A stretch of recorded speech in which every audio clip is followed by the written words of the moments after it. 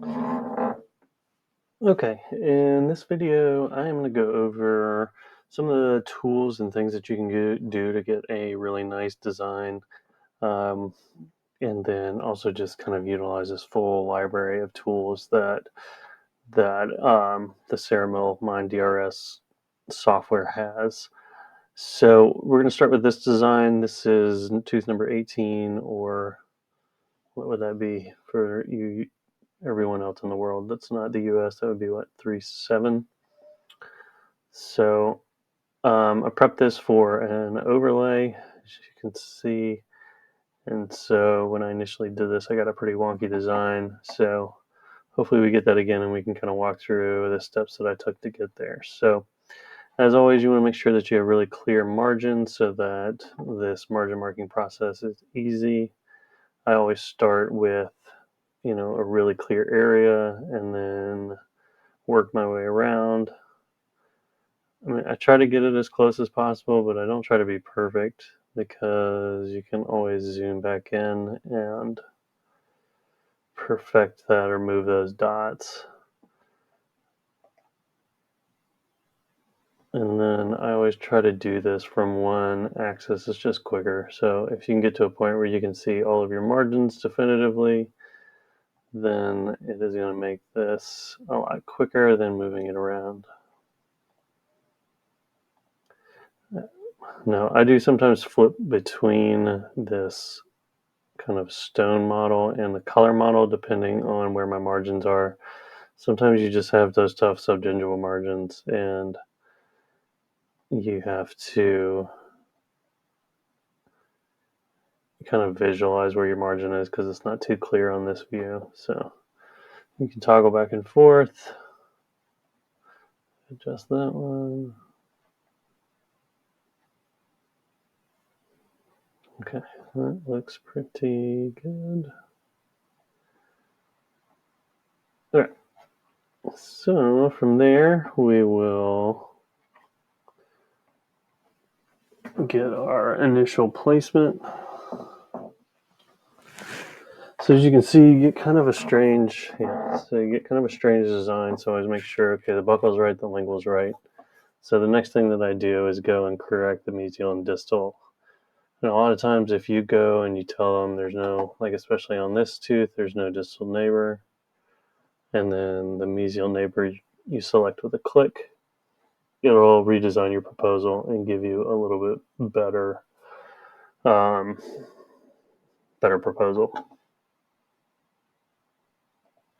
So let's see, it's still a little wonky, and this is what happened to me when I was trying to design it.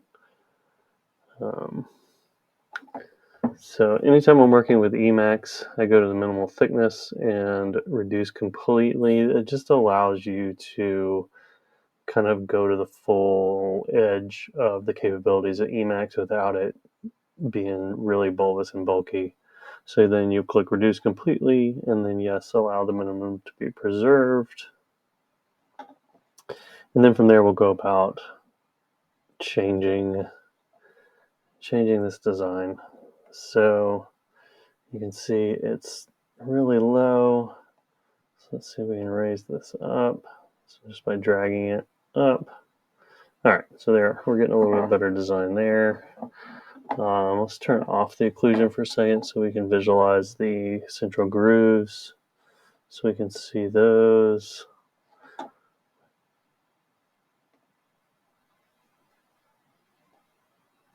And sometimes I'll turn that all the way up just so that I can get a better visualization.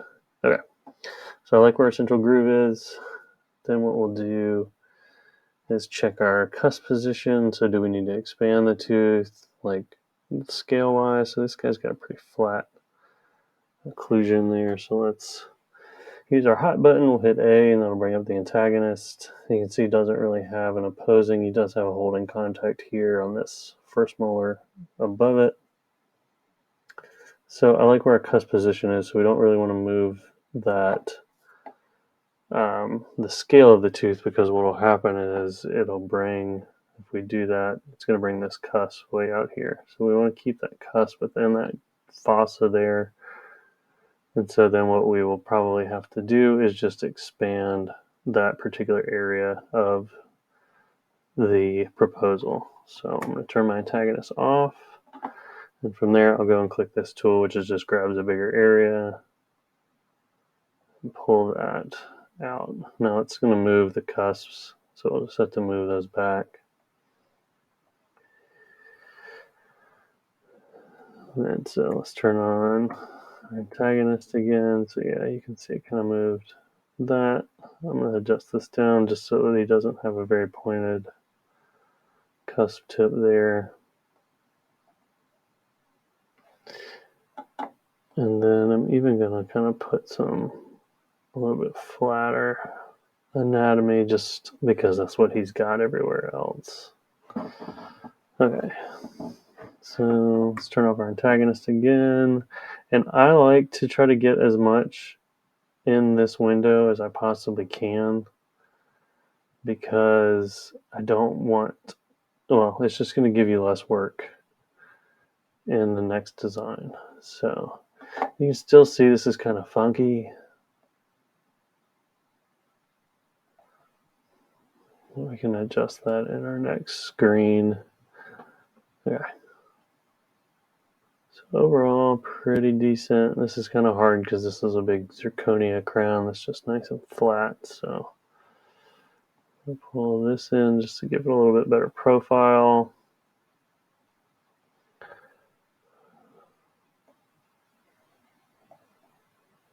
All right. So we did our minimum thickness. All right, so we'll go to the tooth design and our proposal.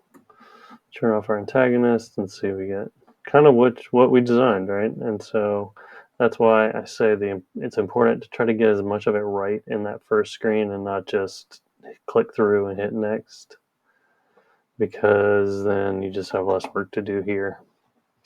All right, so my first thing that I always do is just smooth up the margins a little bit, just so you don't have this, rough texture along the margins. The patient's not going to like it when they run their tongue over it. So, and then let's turn that off. Okay, that looks fine.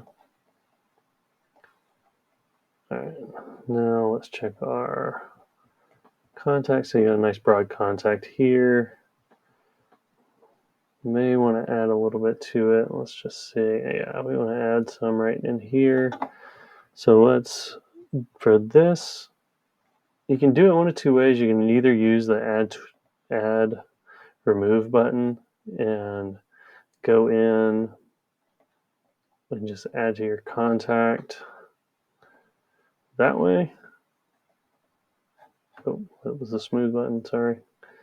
So add to your contact that way. And you get a nice contact there. Just smooth that a little bit, just so you don't see so much pink. So you can do it that way.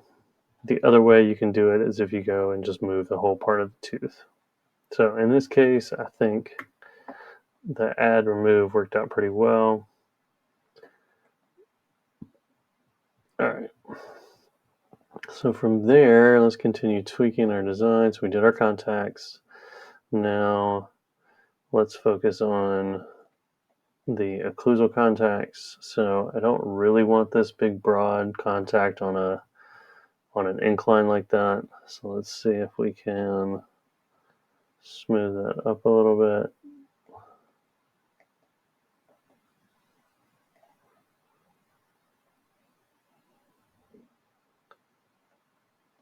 Got contact there.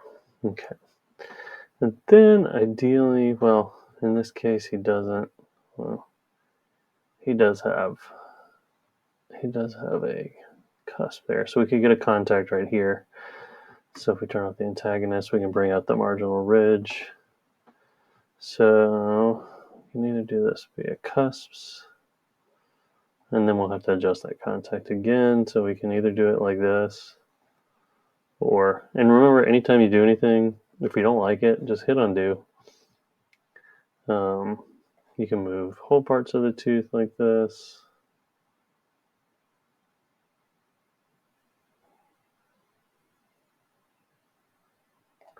There we go. Nice contact there. May need to move it. This just a touch.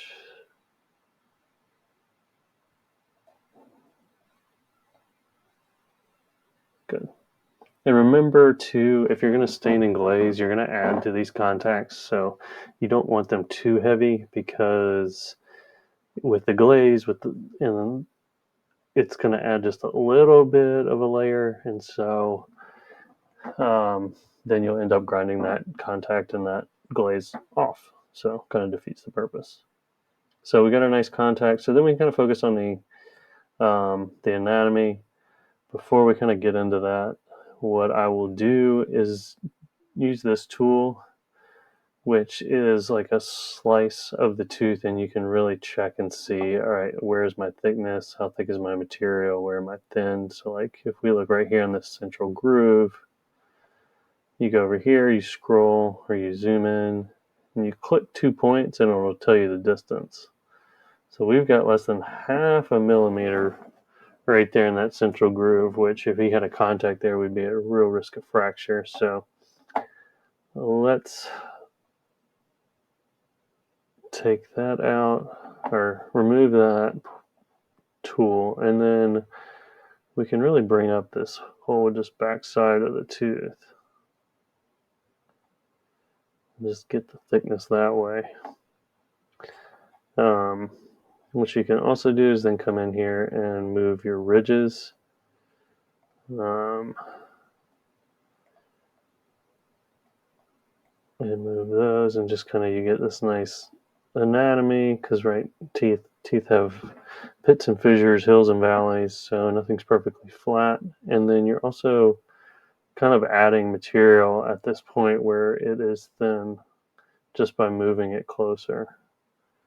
So let's see how we're doing there. If we go back to that same point, it's still a little thin right in that groove, but overall you've got a good thickness of material.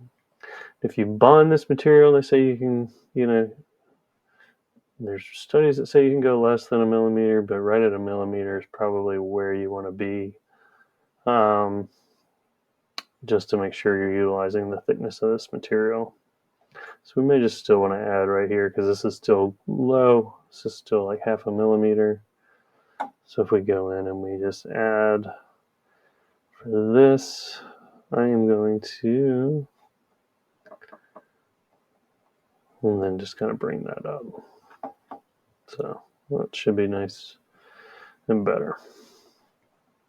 All right. So if you want to get real kind of technical and add nice grooves in anatomy, so you don't have to do it later, in the add remove tool, you can go to the scalpel and you can adjust your brush size here. I kind of keep it right in this area in between where the space is and brush size, and then adjust my strengths. And so if you want to create anatomy, you can do it that way. So remember, green is add, and if you hit shift, it's going to do the opposite. So you can go in and just kind of drag your cursor this way, create some anatomy there. If you want a nice buccal groove, you can do it that way. And you can just come in and redefine some of these ridges, some of the ones that are already there. And then remember, you can also accentuate these with some stain after the fact. And remember, if you get too carried away, you can always hit that undo button, and it'll just take away whatever you just did. All right, so then I'm just going to kind of come through in some of these areas where we just adjusted. I'm just going to smooth it just so that you don't get ill-defined burr marks. Like if you milled this out right here, you could see where the burr just kind of dragged along here. So if you smooth it out, it'll look nice and natural. That's one of the things I love about this machine, is like I can get a lab quality restoration myself without having to send it to the lab, without having to put the patient in a temporary and bring them back. So I like that. That looks pretty good. And so then we'll send it to the mill. Some people like to do, this cut on intersections. I have been kind of avoiding doing it just because what it'll do sometimes is go back and erase some of this stuff that I have put in there. So I just get my contacts where I want them, and then we can go on with our design. I'm just going to click this. So with these overlays, it can be kind of tricky with this pin placement because you don't have a ton of flat surface. And you can see right now this pin is kind of coming at a weird angle. So let's maybe move it back here where we're not going to have to worry about, well, we still have a margin issue, but then let's maybe move the crown. If you drag the block, it'll move the pin. So this will be kind of close. Let's turn off everything. That is probably our best bet. So you want to avoid the buckle groove. You obviously want to avoid your contacts. You could do it on the distal here if you had a nice flat surface since you don't have a distal contact. But since we have a short margin back there, I'm not going to put it there. So I think this is kind of our best option right here. And then I really like doing most of my production in high definition just because it gives you all of that exquisite anatomy. And then you're going to send it to the lab or send it to the mill.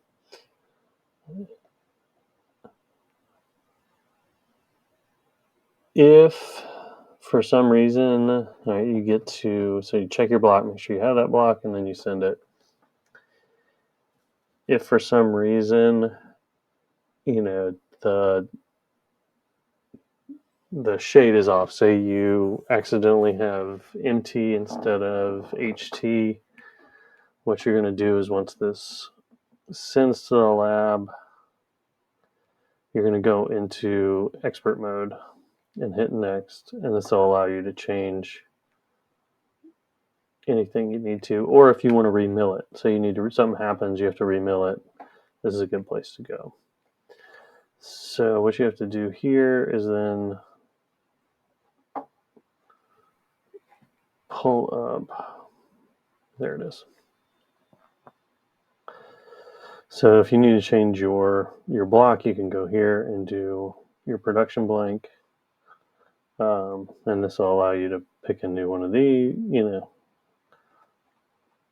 or if you just need to produce it again, you're going to hit produce again, okay, and go through that process again. If you want to make any changes, you're going to go here, freeform merged, and then you're going to utilize all those tools to say we want to go back and we're like, oh shoot, I left this super heavy, I didn't mean to, so let's go back and smooth it. You can always cancel the job at the mill and then redo this. So yes, we're going to save our modifications, and then you just need to make sure you produce it again. So if you have any questions about any of this, please feel free to reach out, and hopefully this helped.